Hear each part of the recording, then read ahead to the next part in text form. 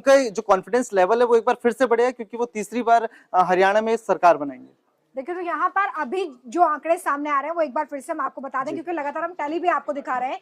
90 सीटों पे जो रुझान है वो सामने आ चुके हैं। बीजेपी 48, कांग्रेस 36 सीटों पर इस वक्त बढ़त बनाए हुए है। और नीचे का जो भी ग्राफ है वो तो फिलहाल अदर्स के अलावा कुछ कहने लायक ही नहीं है। तो ये हरियाणा के चुनावी नतीजे। लेकिन अब जम्मू कश्मीर की भी बात करनी होगी। जो एग्जिट पोल आए थे मोहित, विशाल, वो हूबहू कुछ होता हुआ जम्मू कश्मीर में नजर भी आ रहा है। और इससे पहले जब कवायद हो रही थी तो कांग्रेस की तरफ से रणजीत सिंह चन्नी को रवाना भी कर दिया गया था श्रीनगर।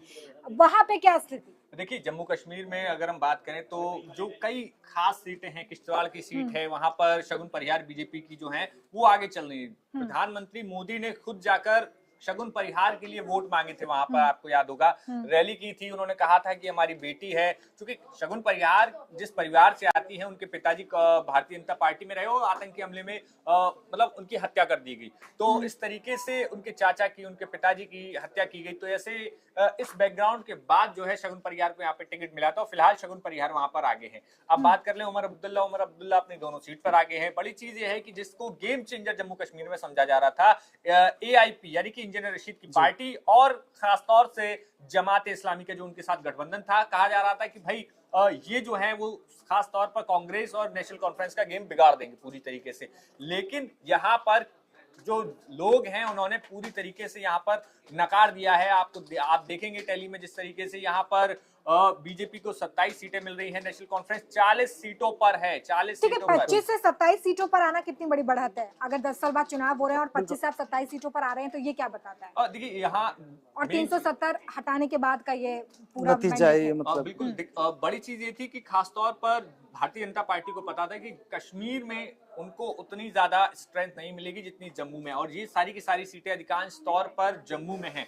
लेकिन जम्मू जिले की कई सीटें ऐसी हैं जहां पर कांग्रेस पार्टी और नेशनल कॉन्फ्रेंस जीत लेकिन रही है। अगर यहाँ से मोहित इस मैंडेट के साथ बीजेपी सरकार बनाने की कोशिश भी करती है तो क्या ये पॉसिबल है कि सिर्फ जम्मू के मैंडेट से और बाकी सहयोगी दलों को अपने साथ रख के वो यहाँ से सरकार चलाए? नहीं, अभी जो फिलहाल के हालात हैं उसमें बहुत मुश्किल है कि वहां पर भारतीय जनता पार्टी सरकार बनाने की कोशिश भी करेगी, क्योंकि 40 सीटें साफ तौर पर नेशनल कॉन्फ्रेंस को मिल रही हैं यहाँ पर। और इसके अलावा जो कांग्रेस है, तो विशाल, हरियाणा में जो करिश्मा देखा है आपने बीते एक घंटे में, जिसको अभी आप मान भी नहीं रहे हैं, वो जम्मू कश्मीर में हो सकता है क्या? जम्मू कश्मीर में मुश्किल है, क्योंकि बीजेपी ने ज्यादा जो अपना जोर था उनका चुनाव के दौरान वो था जम्मू संभाग की सभी सीटों पर। तो जम्मू में भी कांग्रेस एनसी की अगर हम बात करें तो उन्होंने सेंधमारी करने की कोशिश की है उनके वोट बैंक में बीजेपी में। और यही वजह है कि अगर हम श्री माता वैष्णो देवी कटरा की सीट अगर छोड़ दें, कश्मीर की अगर बात करें तो वहाँ तो बीजेपी होल्ड ही नहीं रखती है, तो वहाँ तो किसी तरह से बीजेपी का वोट बैंक है ही नहीं, वहाँ सेंधमारी हो ही नहीं सकती। बची कुछ जो जम्मू की सीटें आप बात कर रहे हैं जिसमें 43 सीट्स है, वहां पर आपको लगता है कि एनसी डेंट कर पाई है बीजेपी? बिल्कुल डेंट कर पाई है। और यही वजह है कि जो बीजेपी की सीटें कम हो रही है वो जम्मू में इसी वजह से कम हो रही है, क्योंकि अगर हम पीडीपी की पीडीपी की बात करें, पीडीपी कैसे वोट बैंक कम कर सकती है किसे, क्योंकि वो तो खुद अभी अपनी सीटें ही नहीं ला पा रही पूरे तरीके से। और जो सीटें, जिन सीटों पर पीडीपी आगे है, अगर आप उनका वोट मार्जिन देखेंगे तो बहुत ज्यादा नहीं है। ठीक है, तो अगर हम बात करें, आपको ये लगता है कि पीडीपी को जो सीटें नहीं मिली वो कहीं ना कहीं नेशनल कॉन्फ्रेंस के पास चली गई? बिल्कुल नेशनल कॉन्फ्रेंस के पास गई होगी, नहीं तो कांग्रेस के पास गई होगी। ठीक है, लेकिन बीजेपी के पास नहीं गई, ये कंफर्म है। इसकी वजह ये है क्योंकि जब 2014 में हम लोगों ने देखा था जम्मू कश्मीर का चुनाव, और उसके बाद फिर जब सरकार का जब गठन हुआ तो बीजेपी और पीडीपी एक साथ आई थी सरकार बनाने के लिए।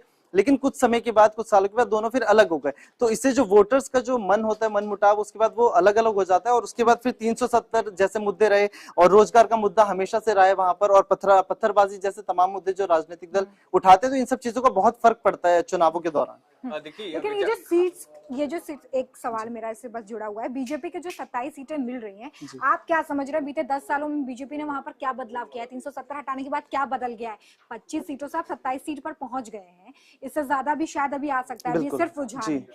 क्या बदल दिया बीजेपी ने वहां पर? बदला क्या है इसका, ये तो हमने पूरे देश ने देखा। 370 हटाया, अनुच्छेद 370 हटा, उसके बाद फिर वहां पर जाकर के मतलब सिक्योरिटी बढ़ाई गई। आतंकवादी हमलों की हम लोग बात नहीं कर सकते, क्योंकि चुनाव से 2 महीने पहले की अगर हम बात करें, जून जुलाई की, तो उस दौरान जम्मू संभाग में भी इतने आतंकवादी हमले हुए, इतने आतंकवादी घुसपैठ हुए हैं कि उस पर बीजेपी अब बोल भी नहीं सकती कि हम लोगों ने आतंकवाद को कम करने की कोशिश की है। ठीक है, दावा भले वो करें, लेकिन ये चीज जमीनी स्तर पर बिल्कुल मैंडेट मिल रहा है। देखिए वहां पर जम्मू कश्मीर की अगर हम बात करें तो जम्मू में भले ही भारतीय जनता पार्टी मजबूत है, कश्मीर की अगर देखें तो कश्मीर में भारतीय जनता पार्टी अपने आप को जहाँ बैकफुट पे पर मान रही 47 थी। सीट्स है। 47 सीट है, वहां पर बैकफुट पे मान रही थी, लेकिन खेल क्या था कि दरअसल 3 नैरेटिव चले हैं कश्मीर खास तौर में। कश्मीर में नैरेटिव ये था कि एक तो भारतीय जनता पार्टी वहां कमजोर है, वहां पर कई सारे निर्दलीय खड़े हुए, चाहे फिर इंजीनियर रशीद की पार्टी हो, तमाम पार्टियां हो।